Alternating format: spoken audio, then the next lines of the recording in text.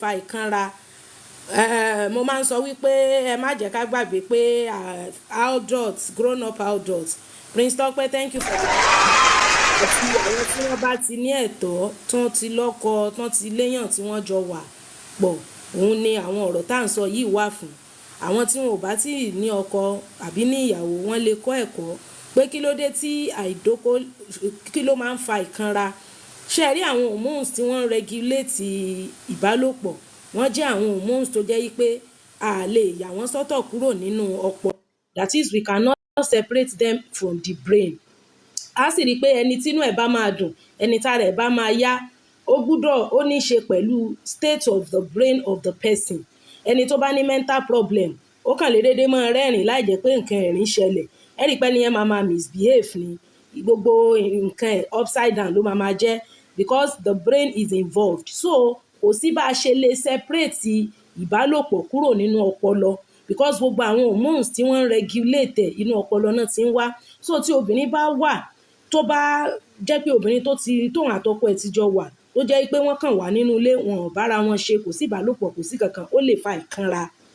Ó lè fa ìkanra because reason tí kinní yẹn ò kí fi ń wà eminent láàrin àwọn ọkùnrin ni pé àwọn ọkùnrin míì wà tó jẹ́ pé wọ́n ní alternative, probably wọ́n níyàwó tó pọ̀, so tàbí wọ́n lóbìnrin tó pọ̀, so tán bá rí ṣe ń bì kan, wọ́n á lọ bòmíì. Bẹ́ẹ̀ obìnrin tó jẹ́ pé ẹyọ kan náà lobìnrin lè ní, tí obìnrin ò bá ní ìbálòpọ̀ láàkó tó yẹ, wọ́n ní àwọ̀ WhatsApp òkè, ó lè fa ìkanra fún obìnrin. Obìnrin yẹn lè máa kanra. Ẹ ra àwọn ìyá mi, wọ́n kàn máa jágbe, wọ́n máa kanra. Ṣóyé wa? So because àwọn hormones tí wọ́n ń rage lára obìnrin yẹn, wọ́n máa send negative signal padà sínú ọpọlọ rẹ̀ ni. So irú ẹni yẹn kò ní lè think straight. Tó bá jẹ́ ẹni tí ò lọ́kọ tàbí bóyá virgin ni, fine, urge lè wà, it will come and go.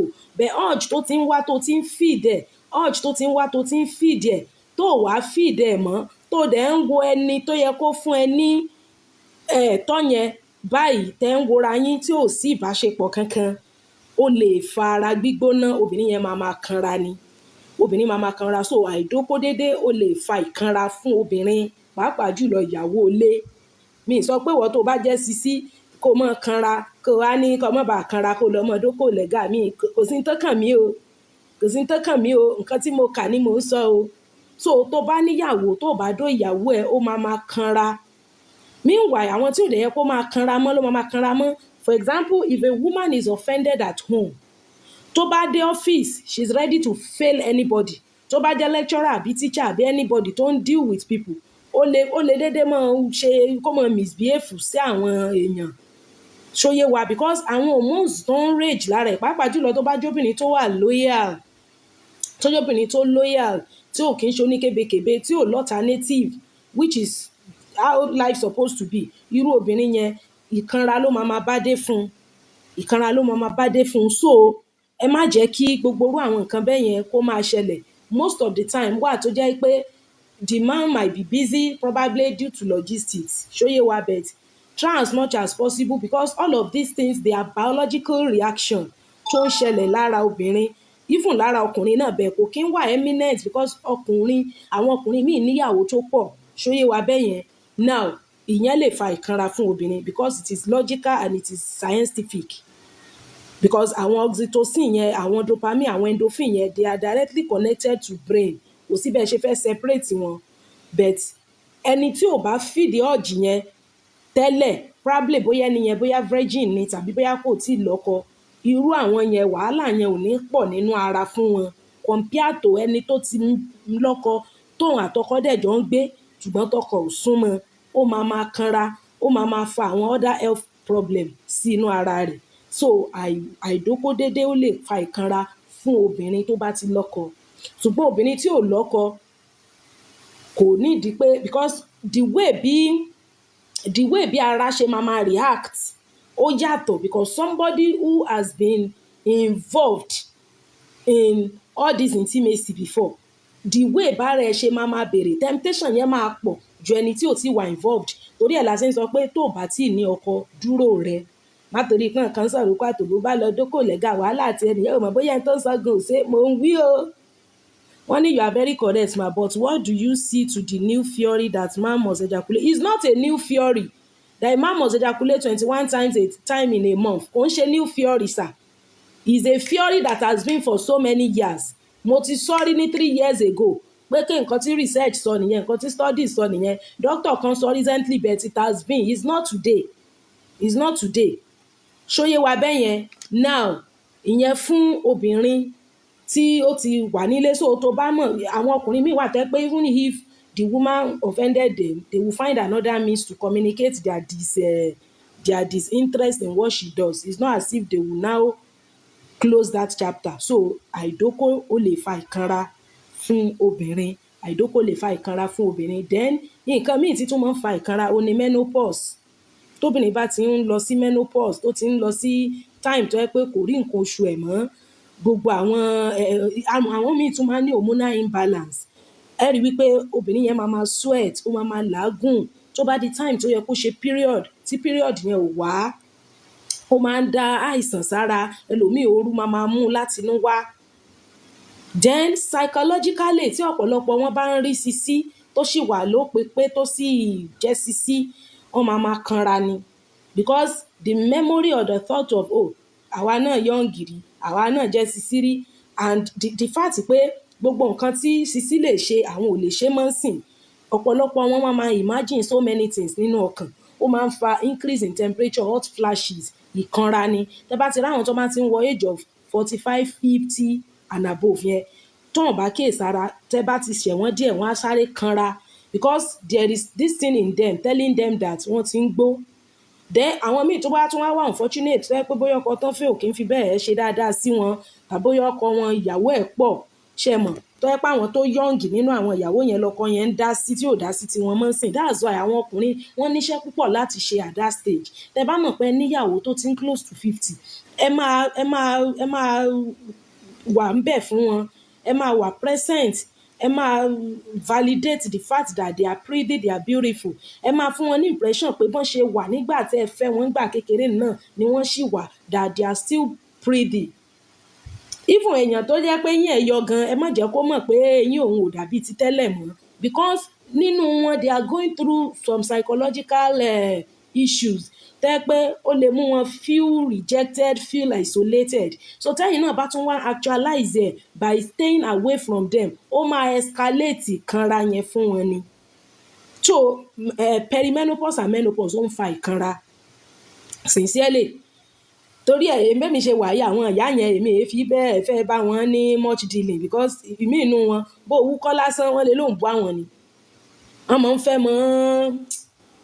fẹ́ mọ́ ní some kind of behaviour towards the young ladies. It's not their fault, it's nature. It's nature. So perimenopause, menopause ó máa ń fa ìkanra, ẹ máa rí physical behaviour yàtọ̀ fún obìnrin tó bá jẹ́ wípé ohun àtọkọ rẹ̀ tó ń súnmọ́ra wọn, tó ń dóra wọn lóòrèkóòrè. Obìnrin míì wà tó yẹ pé 50, 60 ohun àtọkọ ẹ̀ sì jọ ń wà. Bí àwọn ọkùnrin tó yẹ pé ìyàwó tán ní pọ̀, tí ìyàwó àkọ́kọ́ tán fẹ́ yẹn bá ti ń wọ 50, 60, wọ́n lè fẹ́ mọ̀ súnmọ́ sáìdì ọ̀dọ̀ àwọn younger wives yẹn kí wọ́n pa àwọn ìyá àkọ́kọ́ yẹn tì. Pípa tì yẹn gan lásán ó ń fa ìkanra. Then àwọn hormonal reaction, àwọn hormones wọn àti gbogbo àwọn nǹkan tí wọ́n ń go through nínú ara náà is enough fún wọn láti mú kára wọn kan at that time. Wọ́n ṣe máa kanra, àwọn míì máa sweat, àwọn míì máa ní ara gbígbóná, àwọn míì máa ní hormonal imbalance. So at that time, ẹ lè fi okó kẹ́ fi calm gbogbo orú nǹkan bẹ́ẹ̀ yẹn.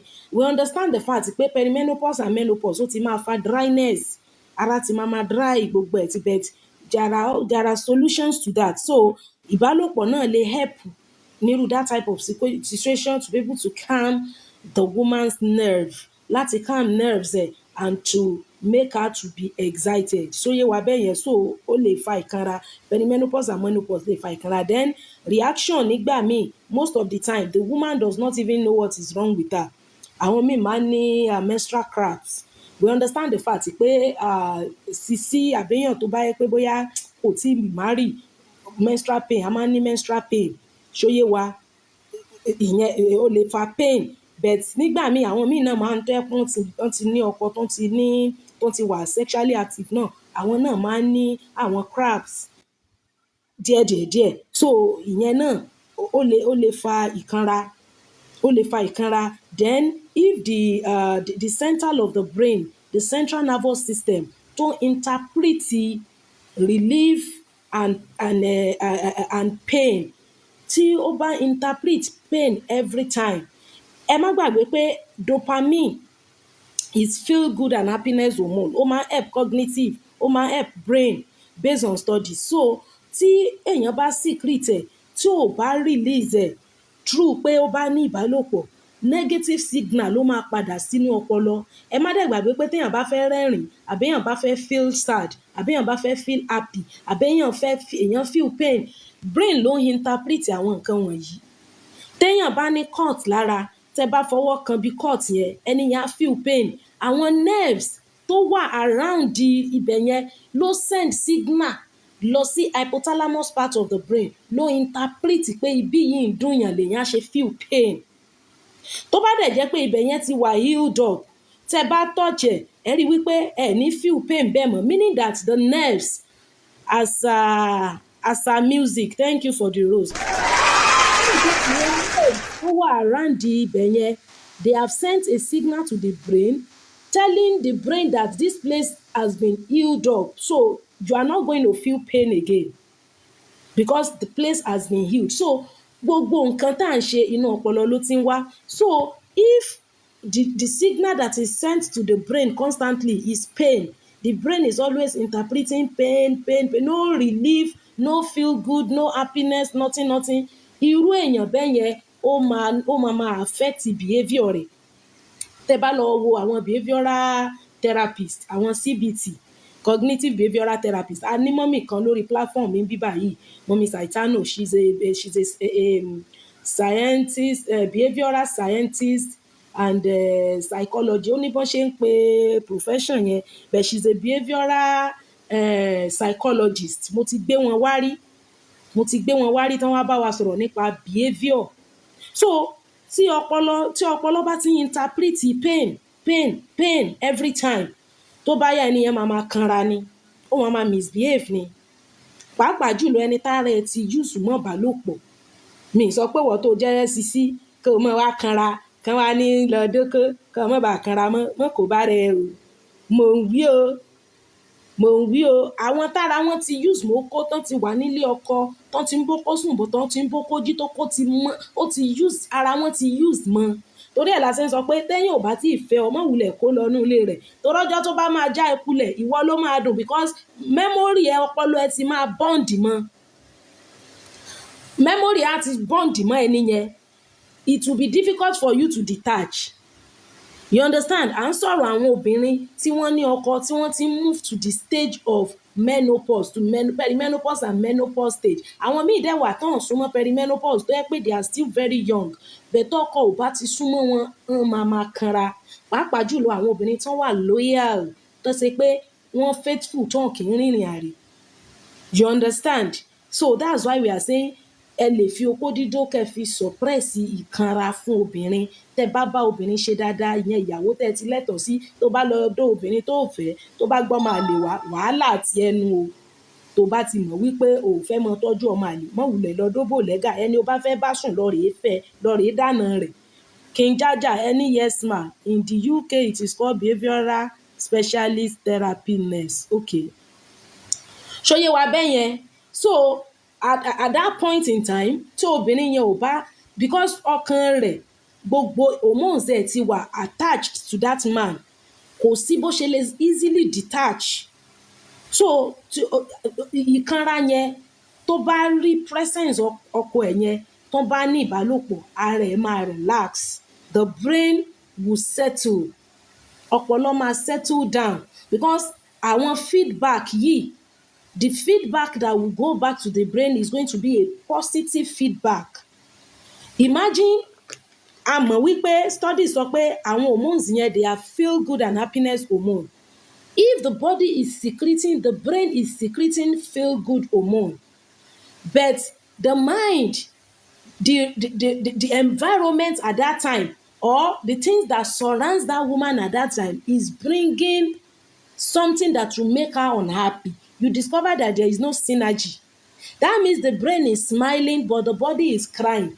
That scenario can give somebody mental problem. I'm telling you, it can run the person mad. That's why those who are weak in the spirit, those who are weak in faith, you see them doing immorality. That's why tẹ́ bá rí ẹ ráwọn àwọn ìyàwó ilé mi gan àwọn náà ń ṣe zìnà jù sincerely àwọn single mother àwọn young ladies náà mọ̀ pé kìlẹ́kẹ́ kìíní kan wọ́n ń ṣe zìnà. Funky management, thank you for the rose, thank you for the gift, God bless you. Àwọn obìnrin lẹ́sìn wọ́n ń dópa ara oko àwọn ìyàwó ilé. Èmi ẹ fojú pé kíní wọn single mother míì tó ṣe pé aago 5 òkè ń lùbá lórí bẹ́ẹ̀dì tí ó ti jí tó ti forí dágbó sẹ́ lọ. Ṣóyé wa bẹ́ẹ̀ yẹn single mother mi kò rántí látijọ́ tóun àti baby papa ẹ̀ ti dàrú báyìí ẹlòmíì ò dó oko to be sincere. Bẹ̀ṣẹ̀ rí àwọn obìnrin ilé tára wọn ti yùsù mọ́kó tọkọ wá ń fìyà oko jẹ yẹn wọ́n ń dó pa ara oko òta. But ẹ mọ̀ ọjọ́ tí tọ́pìkì yẹn wá sẹ́mi mi tí mo fẹ́ sọ̀rọ̀ nípa ẹ̀ mo kàn wó pé wẹ̀ kó má dàbí pé èèyàn ń sọ̀rọ̀ obìnrin. Bóyá ló pé ọ̀sẹ̀ kan síra wọn tí mo rá àǹtí kan kí lorúkọ àǹtí yẹn náà ṣèṣe Abímbọ́lá Vicky. She spoke on that same topic. Mo á wò pé Ọlọ́run mọ̀ tóbi o. The same topic tẹ́mi Ọlọ́run fi sí mi lẹ́mìí láti sọ̀rọ̀ nípa ẹ̀ tí mo wò pé àwọn èèyàn mọ̀ ní mò ń sọ̀rọ̀ obìnrin jù. Ìní ẹlòmíì wá and the sister she said òun jókòó sẹ́gbẹ́ àwọn young guys wọ́n wá ń sọ pé ìyàwó ilé ni girlfriend àwọn ìyàwó ilé lẹni táwọn bá sùn pé kíní yẹn ó ń bí òun nínú tó ń sọ nínú fídíò yẹn pé káwọn ìyàwó ilé kí wọ́n padà kí wọ́n repent all of that. So nǹkan tó máa ń fà á nìyẹn yàtọ̀ fún ìkanra gan because this topic I center it on ìkanra pé kí ló máa ń fa aggressiveness ìkanra yàtọ̀ fún ìkanra àwọn àìsàn míì tóbìnrin yẹn máa pass through nínú ara ẹlòmíì ara ẹ̀ máa gbóná ẹlòmíì máa ní inú rírun ẹlòmíì máa ní headache temperature ẹlòmíì ò ní lè sùn because studies sọ pé tó bá ní ìbálòpọ̀ wàá release prolactin which is a relaxation hormone wàá release prolactin then nínú àtọ̀ náà melatonin wà ń bẹ̀ tó máa induce oorun so all of that so tó bá ti mọ̀ pé ò ready láti bá obìnrin ṣe má wulẹ̀ fẹ́ obìnrin yẹn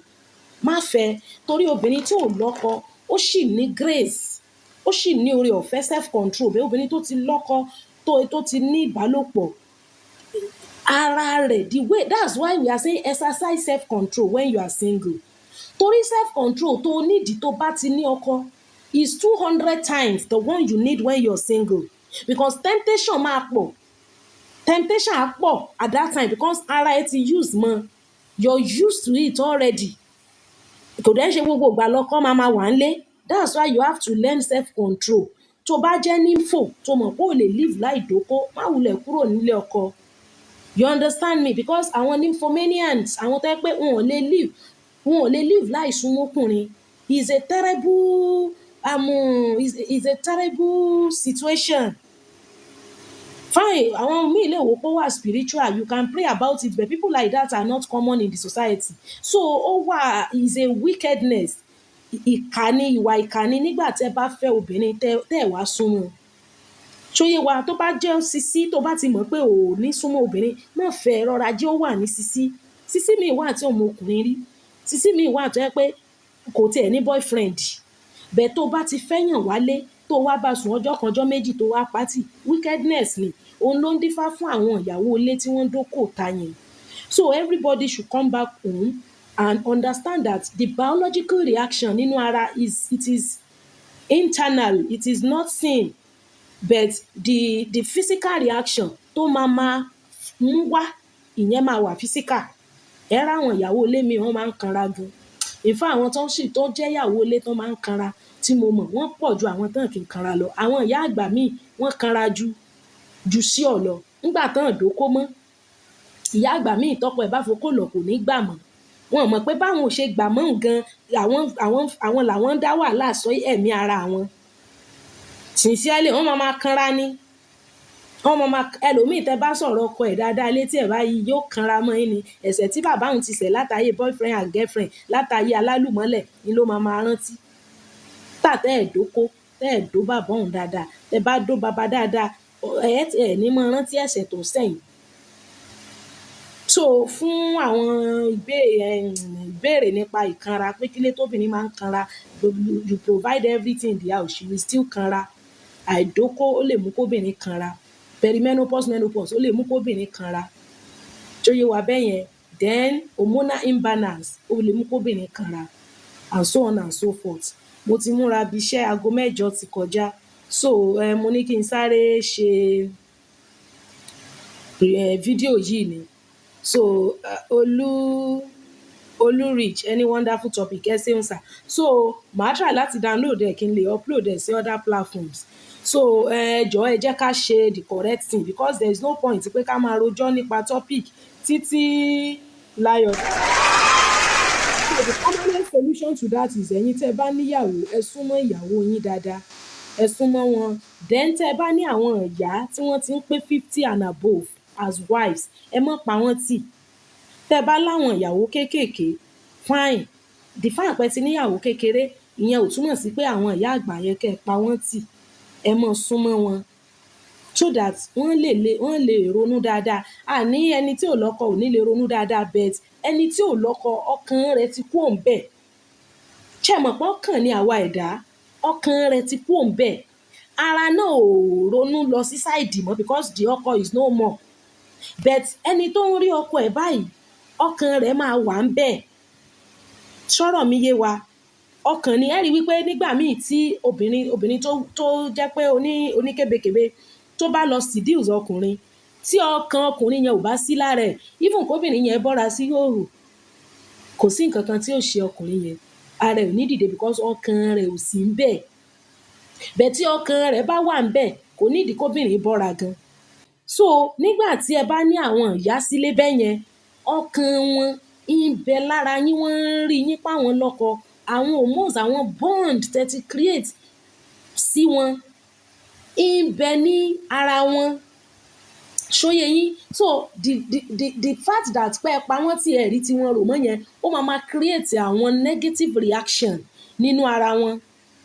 And àwọn reflex action yìí, they are action to stimulus that you cannot control.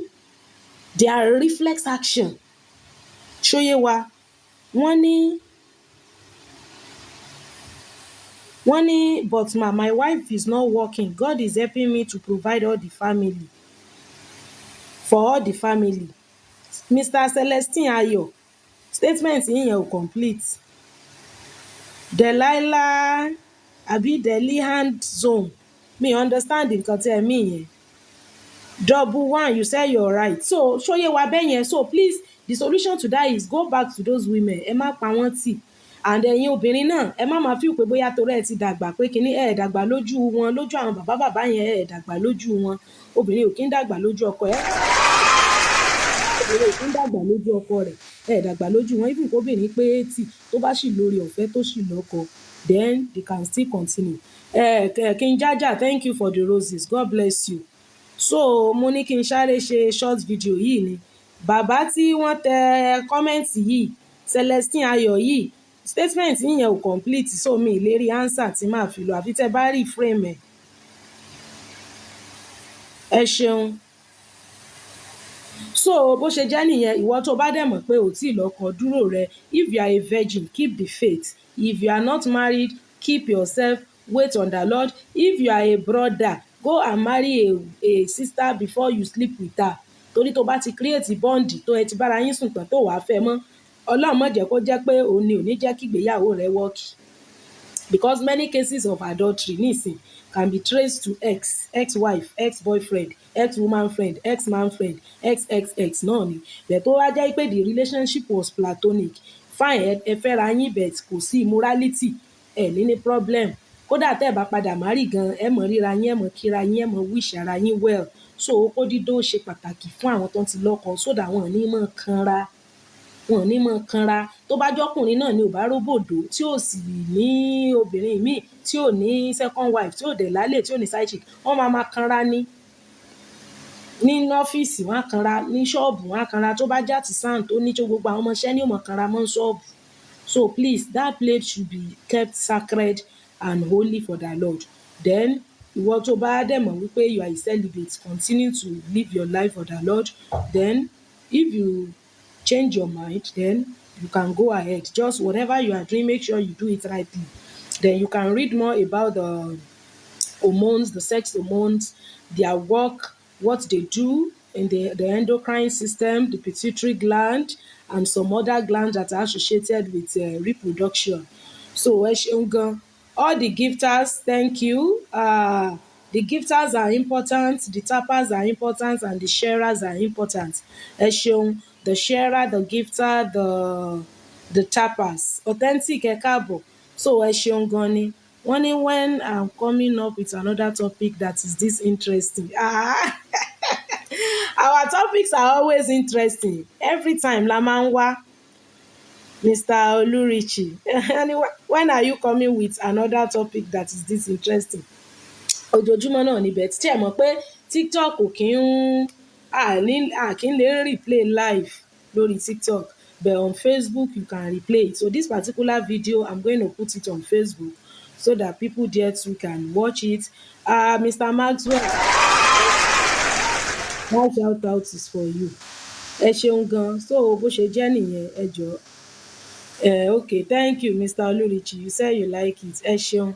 So ẹ jẹ́ kí a máa ṣe bó ṣe yẹ ká ṣe, ẹ jẹ́ á máa ṣe dáadáa síra wa so that àlàáfíà máa lè jọba. Ṣé ẹ tiẹ̀ mọ̀ pé táìmù tá a wà yìí gan, things are expensive and people are going through a lot of things. So kò yẹ kí psychological problem kó tún kún struggle táwọn èèyàn go through ní ìgboro ayé. So ẹ jọ̀ọ́, ẹ jẹ́ ká ṣe normal. Let's help one another to have stable mentality, to have stable mental health. Wọ́n ní good morning Madam Bose. Wọ́n ní yes, always interesting and creative. Ẹ ṣeun. Good to see you too, Mr. Maxwell. My Facebook handle is Bosede JMK náà ni. Ẹ bá ti tẹ Bosede JMK, ẹ máa rí. So ẹ máa ráwọn topics wa lọ́lọ́kan òjọ̀kan bẹ̀. But most of the time tí n bá wà lórí TikTok, mo máa ń wà lórí Facebook náà. But nísìnyí, I'm only doing this on TikTok because tab mi, I'm not using tab. I will have used it for Facebook, but kì í ṣe show kan tí mo fẹ́ elongate torí mò ń lọ bí iṣẹ́. Is a short video. Mo kàn ní kí n fi ṣe short clip. Ẹ jẹ́ n wò ó ti pé 28 minutes gan. So I'm going to download it. So ẹ ṣé gan.